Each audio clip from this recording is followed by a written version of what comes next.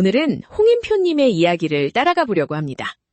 이 이야기는 AI가 무엇을 가능하게 했는지에 대한 이야기이기도 하지만 그보다 먼저 한 사람이 자신이 쌓아온 시간의 쓸모가 흔들리는 순간을 어떻게 지나왔는지에 대한 이야기입니다. 저를 아주 짧게 소개하자면 미래가 어떻게 될까 기대도 되고 무섭기도 하지만 현재를 열심히 살아가는 사람이라고 말하고 싶습니다. AI를 많이 쓰고 제품도 만들고 있지만 사실 그 안에는 계속 질문이 남아 있습니다. 내가 하는 일이 앞으로도 의미가 있을까? 인간을 위한 제품이라는 게 얼마나 오래 유효할까? 이런 생각들이요. 그 질문이 더 선명하게 들리는 이유는 인표님에게 이미 한번 끊긴 미래가 있었기 때문인 것 같습니다. 첫 미래는 하늘에 있었죠. 항공운항을 전공했고 고정익 자가용 조종사 면허를 땄고 군복무 시절부터 면허 취득까지 몇 년의 시간이 들어갔습니다. 맞습니다. 군복무 시절부터 조종사 자격증 취득까지 4년 정도가 걸렸습니다. 그런데 코로나 이후 그 길이 사실상 끊겼습니다. 제가 갖고 있던 건 유인기, 무인기 조종 자격증 정도였는데 항공사 취업 외에는 정말 쓸모가 없다고 느껴졌습니다. 그걸 다 버리고 완전히 새로운 걸 하는 건 쉽지 않았습니다. 그 말에는 단순히 진로가 바뀌었다는 것보다 더 깊은 감각이 들어있는 것 같습니다. 몇 년 동안 몸으로 쌓아온 시간이 세계가 바뀌는 순간 갑자기 다른 의미가 되는 감각이요. 그래서 지금 AI 앞에서 느끼는 불안도 완전히 새로운 불안이라기보다 이미 한번 지나온 질문이 다른 얼굴로 돌아온 것처럼 들립니다. 그런 면이 있는 것 같습니다. 주변에서는 꾸준히 너는 항상 하고 싶은 게 있어서 신기하다 라는 말을 들었습니다. 저는 오히려 왜 하고 싶은 게 없지? 재밌는 게 이렇게 많은데? 라고 생각하는 쪽이었고요. 조종사 길이 끊겼을 때도 완전히 멈춰있기보다는 계속 이것저것 궁금해했고 그러다 보니 지금까지 온 것 같습니다. 그 뒤에 모두의 연구소 AI 부트캠프도 있었고 조종사 면허를 준비하던 시기에는 테니스 코치와 유튜브 채널 운영 경험도 있었습니다. 그 채널이 최대 구독자 1만 명까지 갔고 이후 스픽의 콘텐츠 마케팅과 파트너십 업무로 이어졌죠. AI가 인표님에게 처음 들어온 방식도 흥미로웠습니다. 모델이나 논문의 언어가 아니라 반복되는 일을 줄이는 도구였으니까요. 네, 저는 AI를 처음부터 연구의 언어로 만난 건 아니었습니다. 실무에서 반복되는 일을 줄이는 방식으로 더 먼저 만났습니다. GPT 3.5와 구글 앱 스크립트를 연결해서 API 요청을 보내고 반복 업무를 자동화하는 과정이 재밌었습니다. 사람이 계속 손으로 해야 했던 일들을 줄일 수 있다는 점이 컸습니다. 그러니까 인표님에게 AI는 미래 기술이기 전에 눈앞에 사람이 덜 부품처럼 일하게 만드는 도구였던 셈입니다. 이 출발점이 중요해 보입니다. 기술 자체의 매력보다 사람이 더 중요한 일에 집중할 수 있는 환경을 만들고 싶다는 감각이 먼저 있었으니까요. 항상 그런 쪽에 관심이 많았습니다. 제가 엄청 다정한 편이라고 생각하진 않습니다. 그래도 스프레드시트에 100개의 행이 있을 때 그 행 하나하나가 맞는 데이터인지 확인하는 일보다 이 사람에게는 어떤 제품이 맞을까? 어떻게 해야 더 쓸모있는 경험을 줄 수 있을까? 이런 고민이 더 의미 있다고 생각했습니다. 그런데 바로 그 지점에서 두려움도 시작됩니다. 지금까지의 기술은 아무리 강력해도 결국 인간이라는 사용자를 통과해야 했습니다. 자동차도 엑셀도 인간이 배우고 받아들이는 속도라는 제한이 있었죠. 그런데 AI 에이전트 시대의 상상은 그 전제를 흔듭니다. 제가 지금 가장 두려움을 느끼는 것도 그 지점입니다. 인간이 사용자가 아니어도 된다는 점이요. AI끼리 어떤 작업을 할 수 있다면 인간의 기술 수용 정도는 이제 고려 대상이 아니게 됩니다. 지금까지는 기술이 아무리 좋아도 인간이 배워야 했는데 앞으로는 인간이 직접 쓰지 않아도 일이 진행될 수 있으니까요. 그 두려움은 단순히 어떤 직무가 사라질까봐 무섭다는 말보다 한 단계 더 깊습니다. 인간이 기술의 중심 사용자라는 자리가 흔들릴 수 있다는 감각이니까요. 그렇다면 지금 우리가 만드는 소프트웨어와 UI, 대시보드와 워크플로는 얼마나 오래 필요할까라는 질문으로 이어집니다. 맞습니다. 그래서 지금 만들고 있는 인간을 위한 툴이 AI 에이전트 과도기에 잠깐 할 수 있는 비즈니스인가 라는 고민을 종종 합니다. 그리고 이 제품을 써주는 인간은 언젠가 도태될 인간일까? 라는 슬픈 생각으로 이어지기도 합니다. 말이 좀 세게 들릴 수 있지만 가까이에서 AI를 쓰다 보면 그런 상상이 자연스럽게 따라옵니다. 그럼에도 임표님은 지금 인핸즈와 본더를 만들고 운영하고 있습니다. 인핸즈는 AI 증명사진 서비스이고 본더는 인하우스 인플루언서 마케팅팀을 위한 캠페인 관리 툴입니다. 두 제품은 모양은 다르지만 공통적으로 사람들이 덜 번거로운 방식으로 일을 해낼 수 있게 돕습니다. 본더에는 제 과거 경험이 많이 들어가 있습니다. 스픽에서 파트너십과 인플루언서 협업을 맡았고 실무자가 얼마나 많은 반복 작업과 수작업 사이에서 소모되는지 봤습니다. 본더는 수많은 브랜드에서 부품처럼 갈려나가는 인턴분들을 생각하며 만들었습니다. 물론 저도 그런 인턴 중 하나였고요. 몇 년이 지나도 다들 비슷하게 일하는 걸 보면서 더 좋은 방법이 있을 텐데 라고 생각했습니다. 임표님은 스스로를 엄청 다정한 편은 아니라고 말했지만 이 대목에서는 다른 종류의 다정함이 보입니다. 누군가를 감정적으로 보살피는 다정함이라기보다 사람이 부품처럼 쓰이는 구조를 그냥 두고 보지 못하는 쪽에 가까운 다정함입니다. 그 표현은 맞는 것 같습니다. 제가 누군가에게 계속 따뜻한 말을 건네는 스타일은 아닐 수 있습니다. 그런데 사람이 너무 반복적인 일에 묶여서 더 중요한 고민을 못하는 상황은 계속 신경이 쓰입니다. 좋은 제품은 단순히 일을 더 많이 자동화하는 게 아니라 사람이 덜 중요한 일에서 빠져나와 더 중요한 질문을 할 수 있게 만드는 환경에 가깝다고 생각합니다. 하지만 AI를 깊게 쓰는 사람에게는 또 다른 피로도 있습니다. 임표님은 여러 터미널 탭을 열어놓고 어떤 탭은 개발, 어떤 탭은 마케팅, 어떤 탭은 영업으로 나뉘어 있는 상황을 이야기했습니다. 원래는 한 가지에 집중을 잘하는 편이었는데 탭이 많아질수록 집중의 질이 달라진다고요. 맞습니다. 다들 그렇듯이 여러 세션을 열어놓고 일합니다. 예를 들어 5개를 열어놓는다고 하면 3개는 개발이고 1개는 마케팅, 1개는 영업 내용입니다. 그런데 탭이 많아질수록 ADHD가 이런 느낌이겠구나 하는 생각을 간접적으로 하게 됩니다. 너무 피로하고 동시에 내가 하는 방식이 옳은가에 대한 고민도 생깁니다. 그 고민은 특히 안다는 것의 기준과 맞닿아 있습니다. 예전에는 암기한 것을 아는 것이 중요했고 오픈북 시험에서는 어디서 찾아야 하는지 아는 것이 중요했습니다. 그런데 AI가 많은 답을 대신 정리해주는 지금 임표님은 다시 묻습니다. 나는 지금 이걸 정말 아는 걸까? 아니면 좋은 답을 찾아내고 조합하는 법을 알게 된 걸까? 학교에서 시험을 볼 때는 안다는 것의 기준이 내가 암기하고 있는 것이었다고 생각합니다. 대학에서 오픈북 시험을 볼 때는 내가 어디서 찾아야 하는지 아는 것이 기준이었고요. 그런데 지금 시대에 안다는 것이 무엇이 될지는 아직 잘 모르겠습니다. 그 질문은 지금 시대를 아주 정확하게 건드립니다. 우리는 예전보다 훨씬 많은 것에 대해 그럴듯한 답을 얻을 수 있습니다. 모르는 분야의 개념을 설명받고 코드를 쓰고 복잡한 내용을 빠르게 정리할 수 있습니다. 그런데 바로 그 편리함 때문에 내가 지금 이걸 정말 아는 걸까? 아니면 그럴듯하게 말할 수 있게 된 걸까?를 더 자주 묻게 됩니다. AI에게 무엇을 물어도 그럴듯하게 답해주지만 그 답을 100% 신뢰하기는 어렵습니다. 동시에 사람들의 말이 모두 완벽하게 팩트체크된 것도 아니니 그게 또 비슷한 일인가 싶기도 합니다.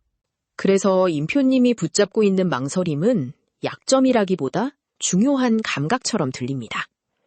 AI의 답을 활용하되 그것을 곧바로 자기 알무로 착각하지 않으려는 태도, 빠른 답과 책임 있는 이해 사이의 간극을 계속 의식하는 태도 말입니다.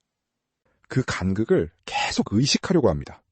물론 현실에서는 빠르게 답해야 하는 순간이 많습니다. 그런데 그럴수록 내가 이 답을 어디까지 책임질 수 있는지 묻게 됩니다. AI를 쓰지 말자는 이야기가 아니라 AI가 준 답을 내가 정말 이해한 것처럼 다루는 순간을 조심해야 한다는 생각입니다. 임표님 이야기에는 제품을 만드는 재미와 해야 할 일을 나누는 현실적인 층위도 있습니다. 아누아 미국 팀에서 일할 때는 소비자와 인플루언서에게 브랜드와 제품을 설명해야 했는데 외운 내용을 반복하는 자기 모습에서 이질감을 느꼈다고 했습니다. 반대로 스픽에서는 PM들보다 제품을 더 잘한다고 느낄 만큼 관심이 많았고요. 아누아에 있을 때 미국 출장을 간 적이 있습니다. 소비자와 인플루언서에게 브랜드와 제품을 설명해야 했는데 외우고 간 내용만 반복해서 말하는 제 모습을 보면서 이건 뭔가 아니다 싶었습니다. 스픽에 있을 때는 제품에 대한 관심이 정말 많았습니다. 그래서 신제품 이야기를 할 때도 원래는 말이 많았는데 스킨케어 신제품 논의만 하면 아무 생각이 안 나는 경험이 쌓였습니다. 그 경험은 이후 인핸즈와 본더를 만들게 된 배경에도 남아 있습니다. 다만 임표님은 이 부분도 매끈하게 포장하지 않았습니다. 좋아하는 제품을 만들고 있다기보다 제품을 직접 만들어보고 싶다는 마음에서 시작된 프로젝트라고 했죠. 솔직히 말하면 인핸즈와 본더 모두 좋아하는 제품을 만들고 있다기보다는 제품을 직접 만들어보고 싶다 해서 시작된 프로젝트에 가깝습니다. 그래도 스킨케어 브랜드 업무를 할 때보다 훨씬 재미있게 하고 있어서 지금은 만족하고 있습니다. AI 이전에는 제가 직접 개발하고 제품을 만드는 일을 할 수 없었는데 이제는 그게 가능해졌다는 사실 자체가 너무 흥분됐습니다. 하지만 만들 수 있게 되었다는 흥분이 곧 사업 전체를 굴리는 일은 아니었습니다. 인핸즈의 회원가입과 매출 증대 방안을 논의해야 하는 자리에서 정작 제품 개발 이야기만 하고 마케팅 이야기는 거의 하지 않았던 경험이 있었다고 했습니다. 그때 제품 개발 이야기는 정말 많이 했는데 마케팅 이야기는 거의 하지 않았습니다. 둘 다 전부터 제품 개발을 하고 싶었고 AI 이전에는 할 수 없었기 때문에 개발할 수 있게 됐다는 사실 자체가 너무 흥분됐던 것 같습니다. 그런데 재미있는 것과 해야 하는 것은 분명히 분리해야 합니다. 그걸 인지하는 데 시간이 걸렸고 지금은 제품 개발, 마케팅, 고객 지원 같은 업무 영역을 나눠놓고 의도적으로 시간을 분배하고 있습니다. 이건 AI 시대의 빌더에게 꽤 중요한 경고처럼 들립니다. AI는 만드는 일을 너무 재미있게 만들어줍니다. 한 사람이 개발과 디자인, 자동화와 운영을 시도할 수 있게 해주죠. 하지만 고객을 이해하고 메시지를 만들고 지원하고 팔고 다시 듣는 일은 여전히 남습니다. 맞습니다. AI가 만들 수 있는 능력을 크게 열어준 건 사실입니다. 그런데 제품을 만드는 재미가 제품을 살아남게 하는 일 전체는 아닙니다. 어떤 날은 빌더처럼 일해야 하고 어떤 날은 마케터처럼 생각해야 하고 어떤 날은 고객 지원 담당자처럼 반응해야 합니다. 그 모두가 하루 안에서도 계속 바뀌기 때문에 의식적으로 나누지 않으면 제가 좋아하는 일만 하게 됩니다. 이번 이야기에서 가장 무거운 질문은 결국 인간의 쓸모에 관한 것이었습니다. 임표님은 앞으로 내가, 인간이 쓸모 없어진다면 지금 아무것도 안 해야 하는가? 라고 물었습니다. 그리고 아니라고 답했습니다. 벌써 포기하기에는 너무 이르다고요. 네. 앞으로 내가 쓸모 없어진다면 지금 아무것도 안 해야 하는가? 저는 아니라고 생각합니다. 그럼에도 현 시점에 최선을 다해 이것저것 해봐야 한다고 믿습니다. 내가 쓸모 없어지는 시점이 정확히 언제인지 모르는데 벌써 포기하는 것은 너무 이르다는 느낌입니다. 미래가 암울할 수 있다고 해서 오늘의 일을 바로 내려놓을 이유는 없다고 생각합니다. 그런데 이 질문에는 인간의 가치가 사라진다는 추상적인 두려움만 있는 것이 아닙니다. 쓸모 없어진 인간을 다른 인간이 어떻게 대할 것인가에 대한 불안도 함께 있습니다. 임표님은 인간은 기본적으로 이기적인 존재라고 느끼기 때문에 그 상상이 더 부정적으로 간다고 했습니다. 기본적으로 인간은 이기적인 존재라고 생각하기 때문인 것 같습니다. 이기적인 인간이 쓸모 없어진 인간을 어떻게 대할 것인가를 상상하면 부정적인 그림이 더 크게 떠오릅니다. 유토피아가 아니기 때문에 불평등이 있는 것인가? 라고 묻는다면 유토피아 여부보다 인간이 있다면 불평등은 어쩔 수 없이 존재할 것 같다고 생각합니다. 그래서 임표님이 말하는 인간을 위한 제품은 더 절실한 질문이 됩니다. 인간이 하던 많은 일을 AI가 대신하게 되었을 때 AI가 혹은 다른 인간이 아무 일도 하지 않는 인간을 다정하게 바라봐주지 않을 것 같다는 감각. 그 안에서 그래도 인간을 위한 제품이 남는다면 무엇에 관심을 가져야 할까요? 그래도 인간을 위한 제품이 남아있다면 인간의 감정에 관심을 갖는 제품이지 않을까 싶습니다. 인간이 효율의 중심에 있지 않을 때에도 그 사람의 감정이나 망설임, 두려움을 귀찮아하지 않는 제품이요. 단순히 더 편리한 기능을 제공하는 것을 넘어서 사람이 쓸모의 기준으로만 평가되지 않게 도와주는 무언가가 남을 수 있지 않을까 생각합니다. 임표님은 미래를 낙관하지 않습니다. 그렇다고 비관 속에 멈춰있지도 않습니다. 사람을 위한 제품이 말이 안 되는 시대가 정말 코앞일 수도 있다는 생각을 하면서도 그게 1년 뒤일지 3년 뒤일지는 알 수 없으니 일단 할 수 있는 일에 집중하자고 말합니다. 미래를 예측하기 어렵기 때문에 일단 오늘에 집중하자는 생각을 하고 사는 것 같습니다. YC에서도 이제는 사람이 아닌 에이전트를 위한 제품을 만들어야 한다고 말하는 시대지만 그럼에도 여전히 사람을 위한 제품은 중요하다고 생각합니다. 물론 그 생각이 언제까지 맞을지는 모릅니다. 그래서 미래를 모르는 척하기보다는 모른다는 사실을 인정한 뒤에 지금 할 수 있는 것에 집중하려고 합니다. 오늘에 집중한다는 말은 가볍게 들릴 수 있지만 임표님 이야기 안에서는 전혀 가볍지 않습니다. 미래를 생각하지 않겠다는 뜻이 아니라 미래를 너무 많이 생각해본 사람이 그 무게에 현재를 통째로 빼앗기지 않기 위해 고르는 태도처럼 들립니다. 저는 진보되는 기술에 관심을 갖고 이런저런 시도를 해볼 것 같습니다. 동시에 제가 할 수 있고 해야 하는 것에 집중하며 하루를 보내고 싶습니다. 미래에 대한 걱정이나 우울함이 현재까지 영향을 주지는 않았으면 좋겠습니다. 언젠가 이 시기를 돌아봤을 때 포기하지 않고 최선을 다했던 시기로 기억되었으면 합니다. 그 기억은 거대한 승리의 선언과는 조금 다릅니다. 세상을 반드시 바꾸겠다는 확신도 아니고 인간이 반드시 AI를 이길 것이라는 낙관도 아닙니다. 아무리 미래가 암울하더라도 그 순간에 최선을 다했던 한 사람으로 남고 싶다는 바람에 가깝습니다. 맞습니다. 아무리 미래가 암울하다고 하더라도 그 순간에 최선을 다했던 한 사람으로 기억되었으면 합니다. 가능하다면 AI와 공존할 수 있는 방법을 이해하고 사람들과 그리고 AI와 함께 잘 살아갔던 시기로 기억되면 좋겠습니다. 답이 완성되어 있어서라기보다는 계속 질문하면서도 오늘의 일을 놓지 않았던 사람이고 싶습니다. 임표님의 이야기를 따라가다 보면 AI 시대의 질문이 기술의 가능성만으로는 설명되지 않는다는 걸 보게 됩니다. 내가 아는 것이 정말 아는 것인지, 내가 만드는 제품이 오래 남을지, 내가 지금 하는 일이 몇 년 뒤에도 의미가 있을지 계속 흔들립니다. 하지만 그 질문들이 아직 답을 갖지 못했다고 해서 오늘의 일을 모두 내려놓을 필요는 없을지도 모릅니다. 저도 그렇게 생각합니다. 미래가 기대되고 무섭지만 오늘 할 수 있고 해야 하는 일에 집중하는 것. 사람을 위한 제품이 언제까지 유효할지 알 수 없어도 지금 이 제품을 쓰는 사람의 시간과 감정에 관심을 갖는 것. AI가 준 답을 그대로 제 알무로 착각하지 않고 어디까지 책임질 수 있는지 계속 묻는 것. 지금 제가 붙잡고 있는 건 그런 작은 태도들에 가깝습니다. 오늘 이야기를 듣는 분들께도 같은 질문을 남기고 싶습니다.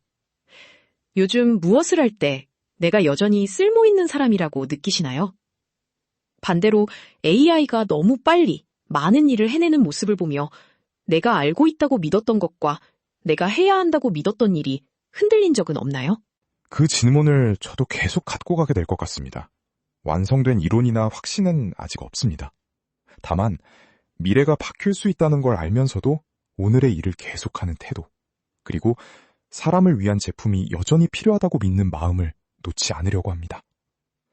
쓸모의 기준이 흔들리는 시대에도 우리가 오늘 할 수 있는 일을 계속해보는 것. 저는 그게 지금 가장 현실적인 답에 가깝다고 생각합니다.